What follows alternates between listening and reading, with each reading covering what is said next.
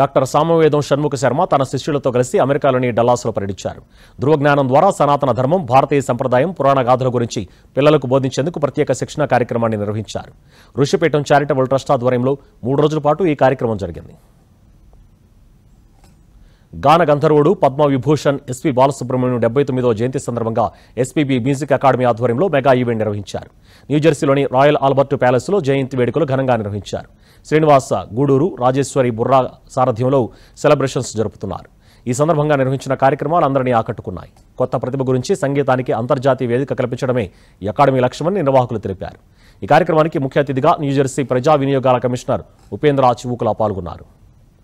ధృవజ్ఞానం అంటే ఋషిపీఠం నిర్వహిస్తున్నటువంటి ఒక విద్యాభ్యాసం.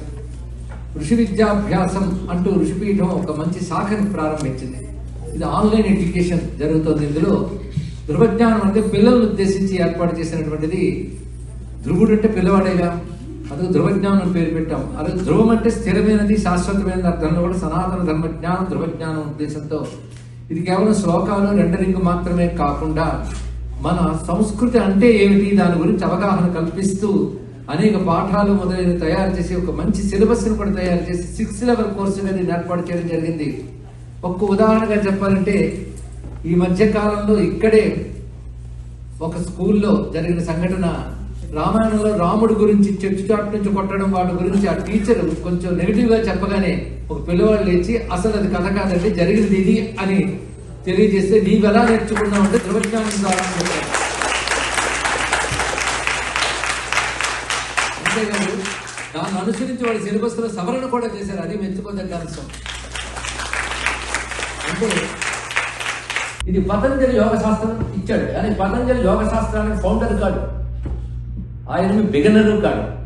ఆయన వేదముల నుంచి ఉన్నట్టు యోగ శాస్త్రాన్ని ఒక పద్ధతిగా ఏర్పాటు చేశాడు. కానీ యోగ శాస్త్రం 5 రూపాలకు ఉంటుంది ప్రధానంగా. ఒకటి మంత్రయోగం, నాదయోగం, లయయోగం, అఠయోగం, రాజయోగం, ఒకదాని కూడా అనుబంధం. కనుకనే పతంజలి కూడా యోగ శాస్త్రం గురించి చెప్తూ మంత్రంతో ప్రాణాయామ విధానం చెప్పాడు. ఆయన ప్రణవాన్ని అక్కడ తీసుకున్నాడు. అలాగే మీరు మంత్రశాస్త్రాలు చూస్తే ఆ ఉపాసనా విధానాల్లో ఆ మంత్రాన్ని ప్రాణాయామానికి వినియోగించితే భూతశుద్ధి జరుగుతుంది అని.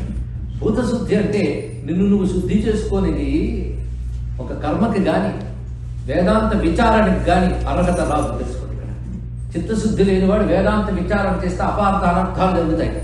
అందుకే చిత్తస్య శుద్ధయే కర్మ పుట్టఘ్నస్య నివృత్తయే అని 2 ప్రయోజనాలు ఆదిశంకర భగవత్పాల్ వారు చేశారు. అది ముందు శుద్ధి చేసుకోవాలి. శుద్ధి చేయడంలో యోగ శాస్త్రం అద్భుతంగా పనిచేస్తుంది. ఇది యోగ చిత్తవృత్తి నిరోధ అని చెప్పాడు. యోగ శాస్త్రంలో ముందు చెప్పిన యమనియమాలు పాటించాలి. యమనియమాల్లోనే మనకు సదాచారం అంతా చెప్పబడుతుంది. సత్యము, అహింస, శౌచము, అస్థేయం. అంటే ఒక దొంగ, ఒక అవినీతి పనుడు యోగాభ్యాసం చేసి ఫోటో తీసుకున్నంత మాత్రం మనం నమ్మకూడదు. ఎందుకంటే దానికి ముందు వాడు అక్రమార్జన లేనివాడై ఉండాలి, సత్యమై ఉండాలి, అహింసాపరుడై ఉండాలి, భక్తులు ఇది చెప్పారండి. ఈశ్వర ప్రణిధానం కూడా వస్తుంది నియమాల్లో, యమ నియమాల్లో. ఈశ్వర ప్రణిధానం అంటే ఈశ్వరార్థన కూడా యోగంలో ప్రధానం.